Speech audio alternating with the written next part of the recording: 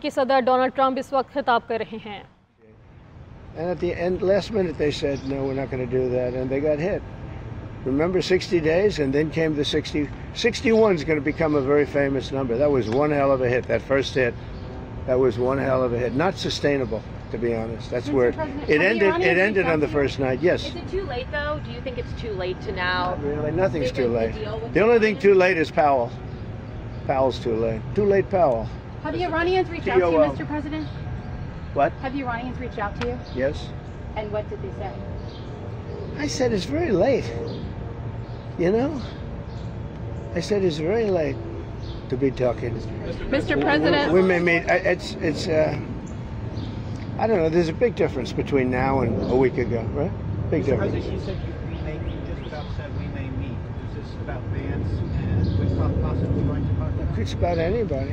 They even suggested they come to the White House. It's a big difference. But they've suggested that they come to the White House. That's, you know, courageous, but, you know, it's like not easy for them to do.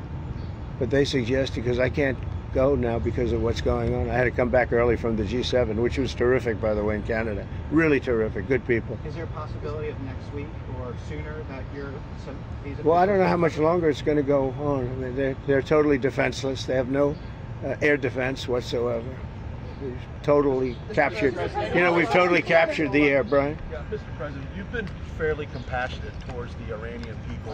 It's human, the human beings. I know a lot of people from Iran, from New York, from Washington, mostly from New York. They're incredible people. They're smart, they're energetic. They can be difficult, but so can you. You know, no, they're great people, smart people. And those people are getting the hell beat out of them now.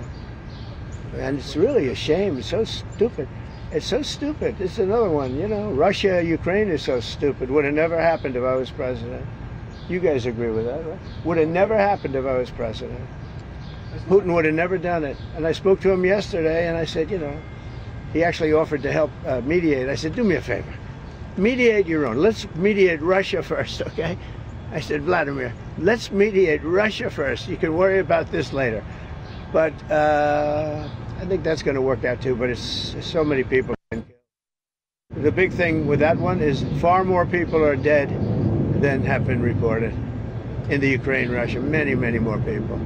A building falls down, they say nobody was hurt, you know. So what does unconditional surrender mean? Well, you know what it means, unconditional. Can you explain it for those who don't? Two very simple words, very simple. Unconditional surrender. That means I've had it. Okay, I've had it, I give up, no more. Then we go blow up all the, you know, all the nuclear stuff that's all over the place there. No, they had bad intentions. You know, for 40 years they've been saying death to America, death to Israel, death to anybody else that they didn't like. They were bullies. They were schoolyard bullies.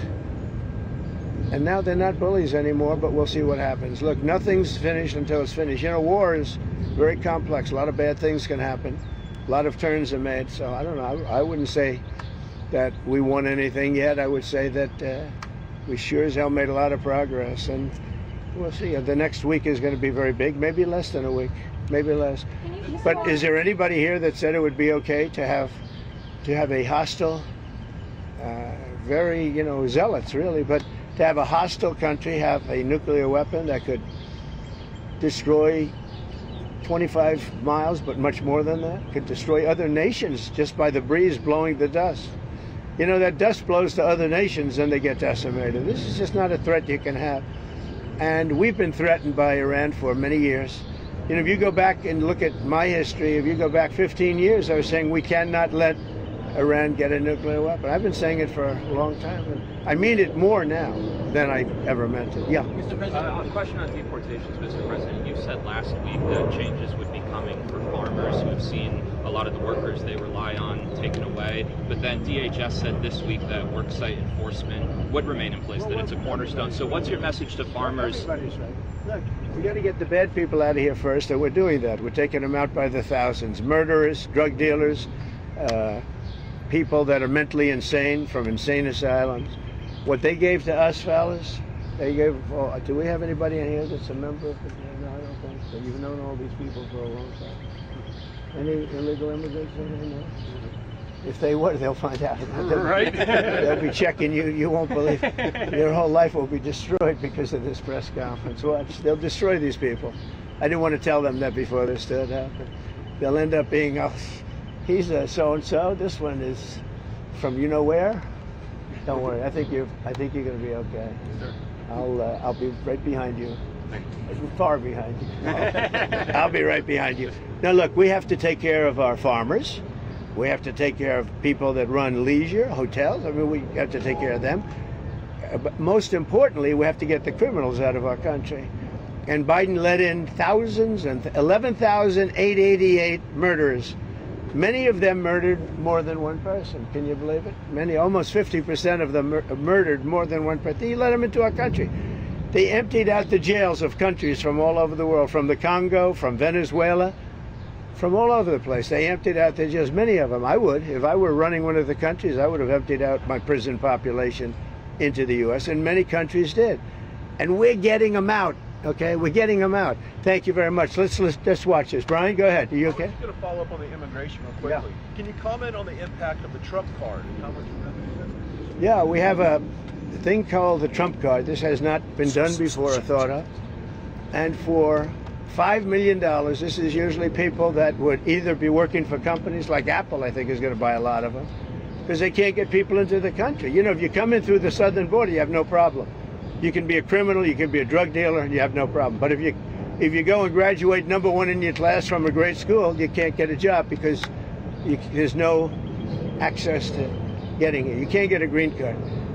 So we're going to sell that to people, in some cases wealthy, in some cases not wealthy. They'll be paid for by universities. Look at Harvard. They got $53 billion. That whole thing is coming to an end. It's amazing what we found out. What a disgrace. They have $53 billion. We gave them 5, 6, and some people say it's as much as $9 billion over a short period of time. So that's very much coming to it. They want to make a deal more than, I would say Harvard wants to make a deal more than Iran wants to make a deal, and Iran wants to make a deal.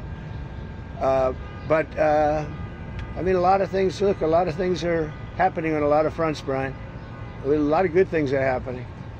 And frankly, you know, it's a little bit of a, as we used to say liberal, now they say progressive. I use the word liberal. Progressive's too nice a word because they're destroying the country. They're really destroying these liberal politicians are destroying our country. Look what they've done during Biden's 4 years. I mean, we're working on, I mean, so much of our effort goes to getting people out of the country that should have never been here in the first place.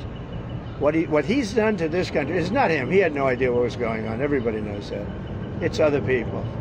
It's Lisa and this one and that, all these people, all this scum that was around the Oval, you know, the Oval Office or around the beautiful Resolute desk telling this guy, here, do this, do that, and not even telling him.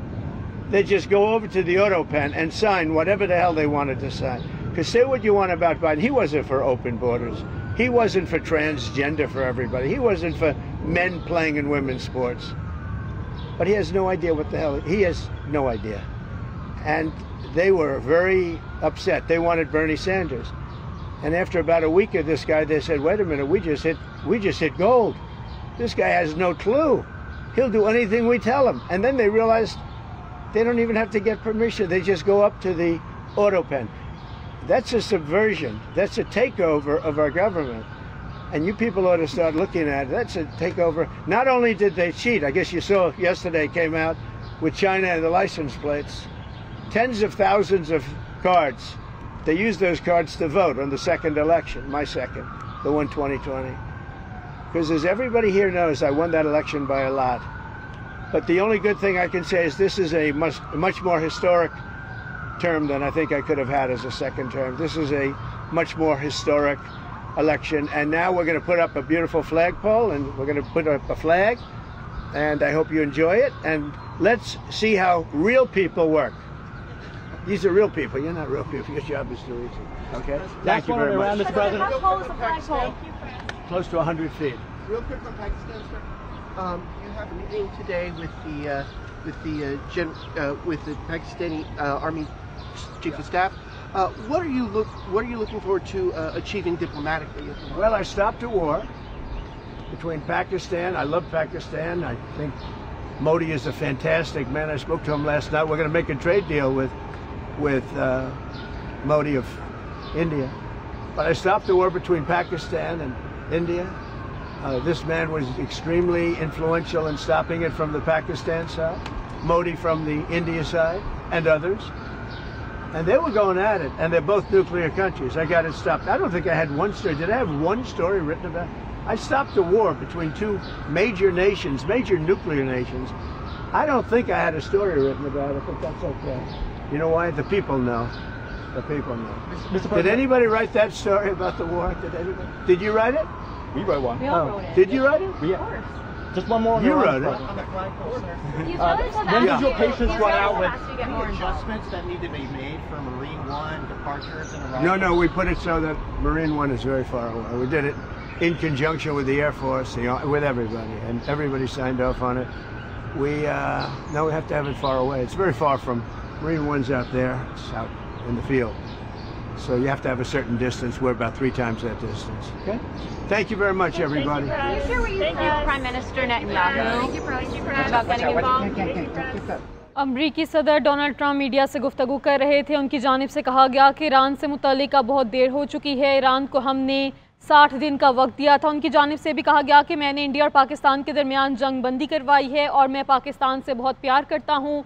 अमरीकी सदर की जानिब से कहा गया है। Iran के मुतालिक उन्होंने कहा कि अब बहुत देर हो चुकी है और ईरान को हमने 60 दिन का वक्त दिया था, लेकिन वो 60 दिन गुजर चुके हैं। उन्होंने ये भी कहा कि अगर मैं सदर होता तो कभी भी रूस और यूक्रेन के दरमियान जंग ना होती। उनकी जानिब से इंडिया और पाकिस्तान की मुतालिक भी बात की गई। उन्होंने कहा कि मैंने इंडिया और पाकिस्तान के दरमियान जंग बंद करवाई और मैं पाकिस्तान से बहुत मोहब्बत करता हूँ। अमरीकी सदर की जानिब से ये कहा गया है। अमरीकी सदर इस वक्त वाशिंगटन में मीडिया से गुफ्तगू कर रहे थे। उनकी जानिब से कहा गया कि मैं सदर होता तो रूस और यूक्रेन के दरमियान कभी जंग ना होती। ईरान को हमने 60 दिन का वक्त दिया था। हमने ईरान की दिफाई सलाहियतें ख़त्म कर दी हैं। अमरीकी सदर की जानिब से कहा गया और उनकी जानिब से भी कहा गया कि ईरान को आगे बहुत मुश्किलात का सामना करना पड़ेगा। अमरीकी सदर की जानिब से कहा गया कि मैंने इंडिया और पाकिस्तान के दरमियान जंग बंदी करवाई है और आज में और 1 हफ़्ता पहले में बहुत फ़र्क था। उनकी जानिब से भी कहा गया कि मैं पाकिस्तान से बहुत मोहब्बत करता हूँ।